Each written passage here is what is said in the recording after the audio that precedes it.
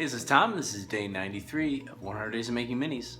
And today I decided, we're back on the Owl Swordmaster, and I decided instead of kind of working up and doing some extra little bulking that needs to happen here and there, I decided to go on and start to tackle the face. Because as I've said before, whenever you've got a figure and you're kind of maybe dragging your feet or you're not sure where to go next, you just pick something, preferably the most hardest or the thing you don't want to do the most, you just do it.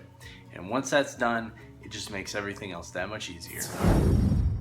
Now, fortunately, I had most of the head shape worked out before I started sculpting today, so that was nice, because normally when I do a head, I'm kind of tackling the whole thing at once, or might have a very minor amount bulked up.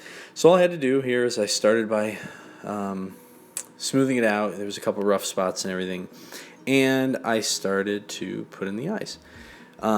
This face is very different. I mean, it's the same in some ways, but it doesn't have, a typical traditional mouth, and the eyes are a lot bigger, and they kind of push up into the eyebrows more. So while different in some ways, it made it a little easier. I had to think about not making the face like I would do a typical human, which was a little tricky at first, but once I got into it, it actually was a lot easier than a human face, just because so much of it ends up getting covered by feathers, and it's just a beak.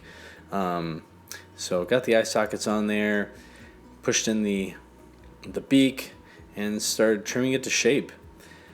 I was very happy with how it went. One thing you'll notice, and actually I think we might be past that, but always check and line up your head. Always check it from the top and make sure that it's lined, because I realized that I had it way far to the left so that the eyebrows actually weren't lining up, which it's always important to do that anyways, but with this figure and having those eyebrow armatures, had to make sure it was pushed over to the right side.